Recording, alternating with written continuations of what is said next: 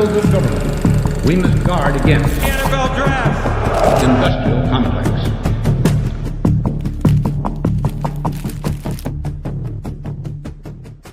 What's going on, Packers fans? It's the wrap-up edition of the Draft Industrial Complex. Aaron Nagler here, joined by Tyler Brooke. Tyler, I mean, lots to talk about here with the Packers draft now in the rearview mirror. First and foremost, it's amazing to me that you're still conscious after the selection of Matthew Golden. I had to record a video of me ripping my shirt off. I made that bet. I think I made it on here. I can't remember, but it might have been on here. Along the way, it was at said. Some point. Into a microphone for posterity. We did an episode about my big board, and the big hot take from it was Matthew Golden, number 8 overall. And I kept saying the entire process of this show, he's not going to be there. He's not going to be there. He's just too talented. There's no way he's going to be there. And then lo and behold, look at this. I was so busy that night with work, and I didn't know what to do with myself. I kept standing up and sitting down and running out and runrunning back in and jumping. My dog was so confused. He's like, is my owner having a stroke? It is. I'm not. I get worked up and get hyperbolic about a lot of things, but I do genuinely mean this when I say that is my all-time favorite draft moment, and it might be forever. Who knows? It's going to be hard to top. I know. Mark Murphy playing it up and hyping it up and announcing it in Green Bay. It's my favorite player in the draft. If he stinks, this is going to be a huge bummer. Just going to say, man, now the real trick here is that he comes in and actually produces and is exactly what they need at the wide receiver position. And let's talk about that for a second, because we do want to look at how these guys fit in Green Bay. There's a reason you liked him so much, obviously, both as a prospect and for the Packers. And we all know, we've belabored the point at this point, obviously, the condition that the wide receiver room is in, given the contract situations, given the Watson injury. How do you see Golden fitting in both, right out of the gate? I know as we're talking, actually, they are just starting up rookie mini camps. But both, yes, right out of the gate, kind of early part of the season, but then as the season progresses and hopefully down the line in his career. So what I really like about how his game's going to translate to Green Bay is I actually think it gives them a lot of flexibility as far as team building and who they want to keep. Because as everyone knows, all of these receivers that were drafted together, or undrafted free agents, all have their contracts expiring after this season. So where's Golden going to play? Is he going to be, I think right away, he's going to be that field stretcher they need to replace Watson, right? They need speed on the field. They need to be able to push the ball vertically so that teams are forced to respect that. It's going to open up the underneath game. It's going to open up the run game.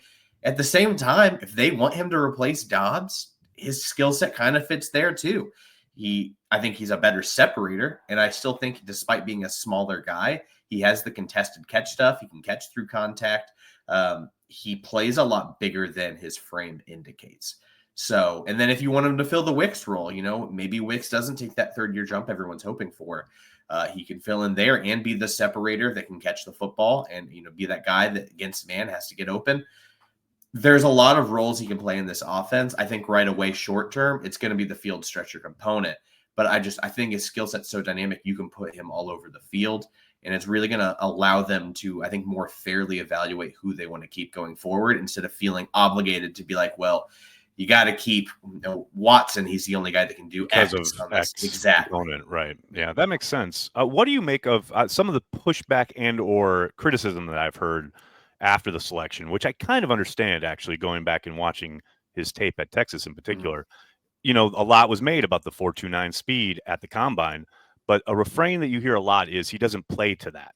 At least it doesn't show up on tape. And it's interesting to me because I think a lot of what they did at Texas in Sark's offense obviously manufactured touches for him. He had a dearth of actual kind of man coverage reps that you could look at and say, all right, you get him on a backside slant, let's say, and you let him get a free release off the line.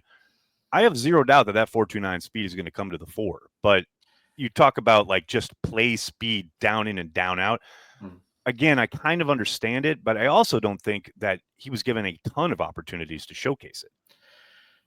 To me, I don't think he was capable of being allowed to play at 4.29 speed because his quarterback could not get him the ball if he ran that fast. Part of it, again, no doubt. It's no knock at you where he's I do think his placement on deep balls is decent. He doesn't have the arm to get it there. What I like more, I don't give a shit about the top end speed. I'm sorry Right. for cursing, but Oh, curse away, sir. watch the cheetah or exit motion stuff they did against Georgia, where he goes pre-snap, exit. They have to adjust because, instead of being the number one outside or number two inside, he's flipping assignments. The DBs have to adjust. Watch him get in there, get downfield, get in and out of his break. It's not the top end speed to me. It's the ability to keep changing speeds, cutting at a time, decelerating. Right. The way he does all of that, there was no one in this class, in my opinion, that was capable of that as a route runner. And maybe it's not, I still don't think it's the most technically refined. I just think it's pure talent. And once he gets the true technique portion of it, especially when a guy's sticking at his hip, brother, this kid's going to be open all day. Well, and that's the key, right? And that's what I think so much, and I talk about this all the time on this channel, but so much of draft content kind of misses that component as far as the idea of where he's headed and where he could head as a prospect into the league. Because, there's certainly parts of his game at Texas and even before that you could look at and, pick apart and say, well, he needs to work on this. Well, yes, he's not a finished product. Of course. Yeah. And where he could end up in Green Bay is, to me, extremely exciting because the raw talent that you're just talking about, that if you can get that refined and kind of throw some technique on there, like you said, brother, like I am all in. And I think he could be a real game changer for a Packers offense that, let's face it, absolutely needed a game changer towards the end of last year. And I'm not saying he's going to come in and be that automatically, but you can see the value. You can see what happens when you don't have it. Man, listen, I think he's going to be a game changer right away. I think with Watson being out, right, I think he sees the field way earlier than a lot of guys will that are rookies around the league. I'm just so excited to see how they utilize him, man. It's going to be awesome. Exactly. And then in the second round, the Packers selected Anthony Belton, the offensive tackle, the Mammoth out of North Carolina State. I got to admit, I know he came in for a visit, so I had watched real kind of cursory stuff. I hadn't really dove into his tape until obviously the selection gets made. Man, I love how much this guy relishes throwing people out the club. I'm not, telling you he's a finished product by any means. A lot of work to be done. But, man, I love the physical brand of football he's going to bring to the Packers. Yeah, I mean, I think everyone can agree. It felt like a little bit of a reach. I mean, I had a early day 3 grade on him. But at the end of the day, once that first tier of offensive line was off the board, guys were going real fast. And if I don't think he's there if they don't take him in the second round. Here's what's crazy too. Talking about Golden, you were saying you didn't expect Golden to fall. If Golden gets selected prior to the Packers at 23, I bet they go Simmons. Yeah. I'll bet they go tackle in the first round. I bet that would have happened, but it didn't. And to your point, probably reached up a little bit for Belton, but man, I'm excited about this kid. Ass kicker is the best way to put him. True. I don't project him as a tackle. I'm going to be totally honest there. They've talked about playing him at guard. Yeah. Mm-hmm. I know he has the length to do it. I don't trust his feet enough. I think they're a little slow. And I think he's a little stiff. He's less stiff than I thought for a guy of his size. I would actually 6'6" for those of you at home who aren't aware. Giant, this man is 6'6" tall. It's his play strength that just really stands out. That combined with his ability to move bodies, and he has enough fluidity and movement skills, but he just has that mentality to be a guard. He wants to beat the crap out of dudes. Even when it's in pass pro. My favorite thing is he's I've got nothing to do. Oh, there's this guy twisting over here. Let me this guy, right? Let me just collapse the rush. He's wired the right way. And I think him and the bank signing are huge indications that this team's done being small and athletic in the offensive line, at least on the interior. Yeah. Keep the athletic guys, Zach Tom, potentially Jordan Morgan out at tackle. Give me the beef inside. We're running duo. We're double teaming nose tackles. Can you imagine duo with this kid and Elton Jenkins? It's going to be insane. Are you kidding me? It's good. I keep talking about this is I think I found the identity the Packers want, and it's that opening drive against the Seattle Seahawks last year where bingo. Every single run play, they reset the line of scrimmage 4 yards before Josh Jacobs even got touched. I think that's going to happen again this year, especially if Belton cracks the starting lineup. Not saying he will, because I honestly think Sean Ryan had a starting caliber season. Great ballot. That's what I love, though. There's finally depth. Like there's legitimate depth on this offensive line that makes me, at least hopeful that, if something does happen, knock on all of the wood around you. It's a legit offensive line that now has size inside, athleticism on the outside. And then, we'll keep talking about this. They're very versatile on offense now, and can wear a lot of different hats based on opponents. And I think that's what Matt LaFleur's been wanting all along. I can't wait for it, man. Belton, to me, the more I've sat with it, he's not going to be there in the third round. You got to take it. It's such a huge need that's not being talked about enough. They get their O-line depth, and they get a guy that's wired the right way to compete for a starting job. Absolutely love it. Yeah, and I'm very excited to see him out there at Radnički Field once the pads come on and see how he runs and who he runs with. Then in the third round, you got your Matthew Golden at 23. I got one of my draft crushes in the third round, and the best part about it is I heard live both Jerry Kramer and Dave Robinson read it out. Awesome. That was freaking amazing. But yeah, Savion Williams out of TCU, the wide receiver who, man, I know he is raw as hell, but I can't be anything but excited at how kind of explosive he is with the ball in his hand. And I know a lot to work on, but boy, howdy, I am just absolutely thrilled with this selection. I was looking at my bookshelf. I think somewhere I still have an original Jerry Kramer book. There you go. Come on now. Somewhere in my bookshelf. Savion Williams, to me, I wasn't as high on him. I get why they took him. He is an absolute chaos grenade. And that's a great way to put it. If you don't want Golden to strictly fill the Watson role, I think Savion might be able to do that while also playing the Tyler Ervin role. Yes. They tried to make Jaden Reed that. I don't think it fit his skill set, and I think he was hurt or hampered in his second year because of it. Agreed. Those jet sweeps of Savion are scary because once he has the ball physically in his hands, because he does struggle to catch the ball, he doesn't want to go down. Either he's going to run through you, he's going to cut and make you miss. His TCU coach has described him as a horse in the wind, which I've never heard. That's a new one. It's a new one. There's so much you can do with him, and he has so much he needs to work on, in my opinion. I love that he makes the difficult look easy, because, man, does he make the easy look hard. Yeah, way too often, that's for sure. But no such a unique weapon. And at the very, very least, I think he's going to be sick on kickoff returns while figuring the rest out. I totally agree. And that is his kind of way onto the field initially, I think, especially his rookie year. I do think, you gotta preach patience with this kid, because to your point, there's a lot that he needs to work on. The hands in particular, he's often victim of wanting to do too much too soon. Like that, you can almost to a game. There's at least one play where you can tell he knows he's about to tear it up, but he turns his head. He's trying to get upfield and he drops what should be an easy catch. Right, that's something that hopefully they drill and they can work on. Because I think the raw tools, again, talk about a ball of clay that you can mold. I see, and I think the Packers see, a guy who could legitimately become a very good perimeter wide receiver. And I know we've heard a lot about his ability in all the different types of roles you're talking about. Certainly that's how he was used at TCU. But I do think there is a legitimate NFL wide receiver there. If, obviously, he's got to do the work. Packers have to bring him along.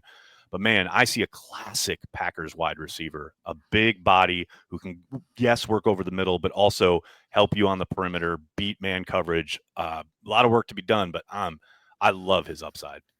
Jason Vrabel, man, earn your paycheck this year, buddy. Big time, right? You've got a huge year ahead of you. You've got all of this young talent around you, so many guys with upside. If the Packers have like a sick passing game and all these guys take big steps forward, it's because of Vrabel. Big time. And then the fourth round, the Packers take Barron Sorrell, the edge out of Texas. Absolutely loved everything about not only this pick, but his introduction to the Packers, being there in Green Bay, and then his introductory press conference. None of that means much when it comes to his play on the NFL football fields, but man, I like his tape enough where I'm thinking, okay, that's great. That's a great story. I'm really anxious to watch him back it up and become a fan favorite beyond just his moment in the sun, so to speak, on draft day. I mean, I had a day 2 grade on him. He was my 90th overall prospect. I was psyched about this pick. Like even before all of this incredible story stuff came out, which Right. has made me fall in love with him even more. He is a power rusher with hand usage and can disengage with enough bend. But I got some concerns against the run, but the pass rushing juice he provides is really exciting because there were not a lot of pass rushers with his frame, athletic profile, and ability to work moves and counter moves as a pass rusher. And, there are probably 5 or fewer of those guys in this draft, in my opinion. Yeah, Like no I doubt. said, I'm a little worried about the run defense stuff. I think it's just kind of scheme related with Texas and how they wanted to handle the run. So I'm curious about how that goes.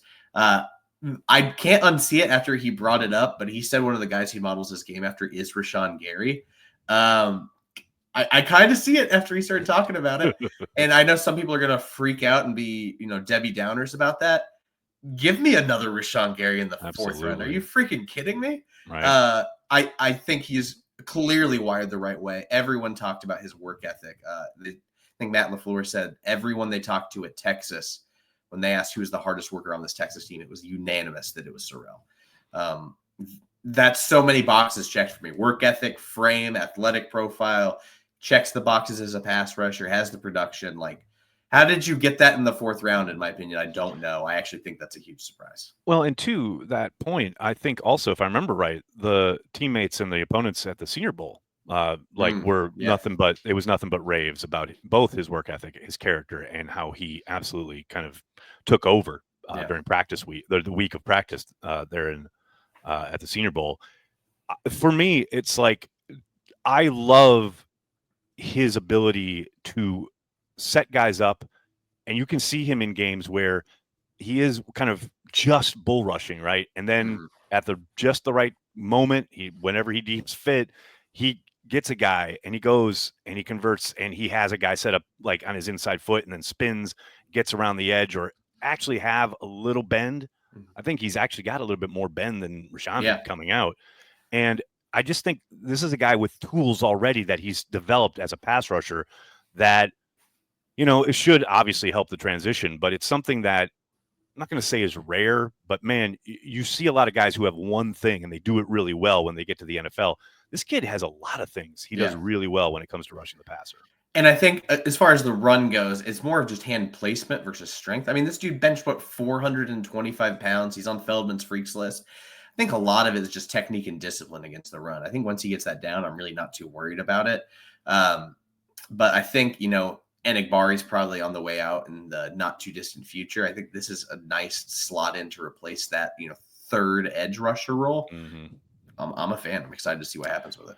And then speaking of edge, we got more edge in Colin Oliver out of Oklahoma State. And now this is a guy that I kind of look at, and I was very surprised at the selection simply because of everything Brian had talked about at the combine regarding undersized pass rushers. Like, and this, to me, that's what this is. This is exactly that. I mean, tell me if I'm wrong, but I see a kid who he's going to get thrown out the club against the run. But if it's 3rd and 12 and you ask him to pin his ears back and get after the QB, this is your man.